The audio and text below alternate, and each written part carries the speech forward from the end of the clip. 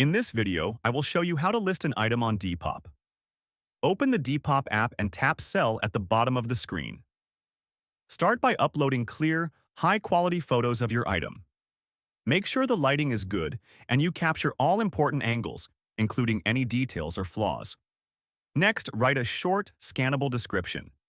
Include the brand, size, condition, fit, fabric, and any important measurements. Be honest about flaws.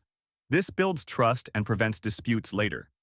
Use keywords buyers actually search for, like Y2K mini skirt or oversized 90s hoodie, but don't overstuff. After that, fill in the item info, category, brand, condition, size, and set a fair price. Add your shipping details so buyers know what to expect.